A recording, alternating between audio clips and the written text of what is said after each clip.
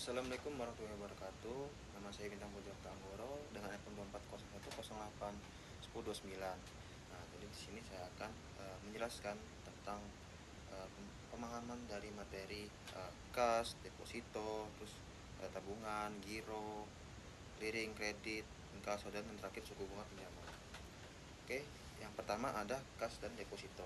Nah, eh, kas dan deposito ini itu berbeda. Pertama, kalau kas itu ialah uh, berarti simpanan atau tabungan yang paling cair. Kenapa? Karena kas ini gampang atau sewaktu-waktu gampang digunakan. Nah, berbeda dengan deposito. Nah, kalau deposito ini itu berjangka. Dari jangkanya itu ada 1, ada 3, ada 6, dan 12 bulan.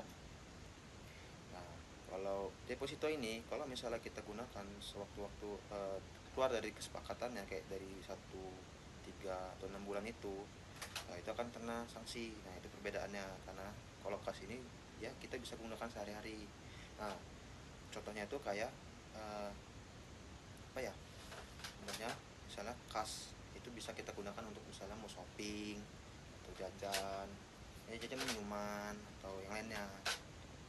Nah, terus uh, ada juga cocokannya. Nah, kalau kas ini cocok lebih untuk kayak saya nih misalnya sebagai orang biasa. Karena kenapa? Karena itu tadi gampang cair. Nah, untuk di barang-barang tuh gampang. Nah, kalau deposito ini lebih cocok mungkin untuk seseorang yang mungkin mempunyai dana yang lebih, ya, atau dana-dana nganggur yang akan ditabungkan dalam deposito. Kenapa? Karena semakin uh, tabungannya itu semakin dapat bunga yang lebih besar. Tuh. Terus lanjut ada tabungan dan giro. Nah, kalau tabungan ini juga yaitu adalah produk dari bank. Produk dari bank untuk menyimpan ya dana kita kepada bank. Nah, dalam tabungan ini tuh paling gampang juga, ya sama hampir sama seperti kas lah. Bisa kita gunakan sehari-hari. Nah, atau mau narik duit untuk jajan atau mau beli barang itu bisa kita mengambil duitnya dari ATM atau dari, untuk zaman sekarang tuh, dari mobile banking. Nah, berbeda dengan giro. Nah, kalau giro itu dia itu berbentuk cek, biasanya cek atau biljet giro. Nah, biasanya untuk kedua ini biasanya berbeda. Karena untuk tabungan itu biasanya lebih simple, karena ya lebih gampang kita gunakan untuk sehari-hari. Nah, tapi kalau giro itu uh, dia penggunaannya berbeda. Karena biasanya giro ini itu biasanya untuk perusahaan-perusahaan. Kenapa? Karena dia bisa mengeluarkan nominal itu, transfer nominalnya itu lebih besar. Nah, itu kenapa untuk perusahaan mungkin lebih cocok untuk menggunakan giro dibanding. Dan untuk tabungan itu biasanya untuk ya kayak orang-orang seperti kita aja lah, ya, lebih simple kalau giro ini. Nah, biasanya itu giro juga yang bisa dipakai adalah berbentuk cek. Nah, itu untuk perusahaan itu.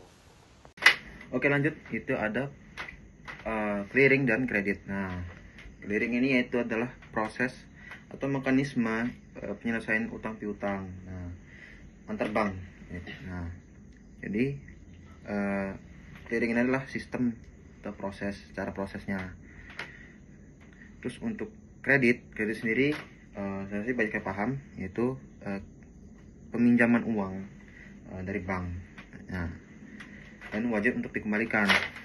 Nah, karena wajib dikembalikan, nah, clearing ini punya adil dalam untuk kredit, yaitu bagaimana nanti dengan kita membayar cicilannya itu, bagaimana clearing ini itu memastikan dana kita itu sampai dengan aman dan juga terverifikasi, ya, dan sampai dengan tujuan.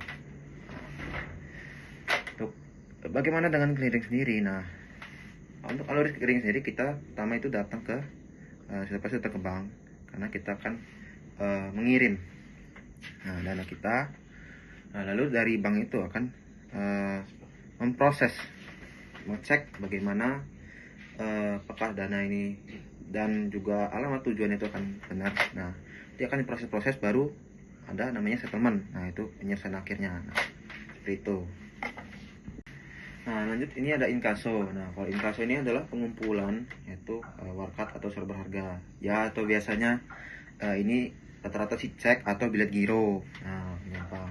Nah, untuk inkaso ini biasanya itu untuk antar luar wilayah dari clearing, atau bisa juga luar negeri. Nah, untuk inkaso ini adapun resikonya, yang pertama biasanya itu yang terjadi adalah saldonya kosong ketika ingin kita tarik dari ceknya, ini cek yang kita terima. Dan juga biasanya itu dokumen-dokumennya dari persyaratan-persyaratan untuk inkaso itu biasanya ada yang ya tidak terpenuhi atau salah lah. Bisa kayak contohnya dari tantangannya nggak sama atau gimana. Dan terus juga ya untuk contohnya gini, ada contohnya, misalnya saya akan mengirim ke dana, ya contoh saja orang teman saya lah ya, cek yang dia sedang di luar wilayah. Nah, ketika saya mengisi dokumen sudah tertera semua dan cek itu sudah sampai, ternyata ketika teman saya ingin menarik ceknya itu ternyata saldo saya itu kurang mencukupi. Nah, dengan saldo yang kurang mencukupi tersebut, itu bisa saja saya kena teguran dari pihak bank, kenapa saldo berkisar kurang dan sebagainya. Oke, lanjut yang terakhir ini ada suku bunga pinjaman. Nah, ini pasti tahu ya suku bunga. Nah, suku bunga itu ya biasanya kalau kita minjam biasanya ada bunganya balikannya itu, karena bisa lebih. Nah, itu yang lebih itu adalah bunga. Nah, rata-rata suku bunga ini juga mempengaruhi rata-rata masyarakat meminjam. Nah, kalau misalnya kadang rata-rata masyarakat begini, dia orang akan meminjam, masyarakat meminjam ketika bunga itu mungkin suku bunga lagi turun. Nah, tapi kalau misalnya bunga lagi naik-naiknya tuh, biasanya mereka akan menahan, tidak akan minjam dulu.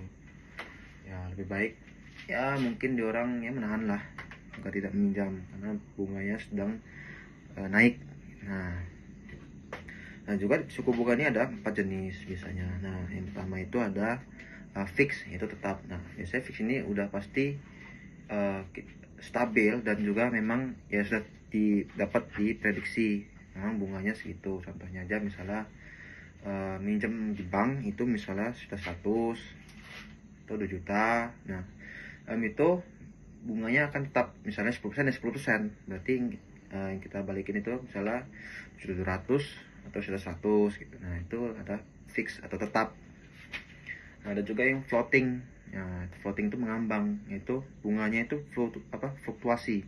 Fluktuasi itu kadang naik kadang turun. Nah, jadi kadang hoki nih, kadang dapat bunga yang naik, kalau bunga yang turun ya hoki ya. Dapat bunga turun berarti ya dengan itu kita akan membayarnya akan sedikit murah. Tapi kalau misalnya lagi naiknya ya mau nggak mau kita harus membayar bunga yang agak sedikit besar.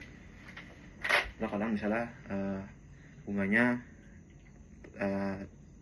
bulan ini 2%, berapa tiba-tiba naik nih, untuk bulan depan itu misalnya 7%, seperti itu. Nah, terus lanjut untuk jenis yang ketiga, yaitu ada suku bunga itu flat ya, atau datar bahasa Inggrisnya. Nah, untuk flat ini itu biasanya dilihat dari pinjaman di awalnya. Contohnya misalnya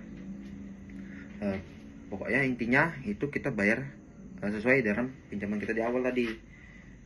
Jadi itu ketika kita bayar itu kita akan bayar sekalian, cicilannya itu akan bayar sekalian dengan bunganya. Nah, seperti itu ya.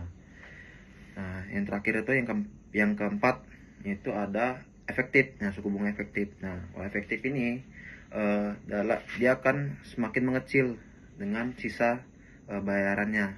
Nah, atau ya paling simpelnya itu semakin mendekati kita pelunasan itu semakin kecil bunganya gitu. Nah, baik, sekian dari saya. Terima kasih. Wassalamualaikum warahmatullahi wabarakatuh.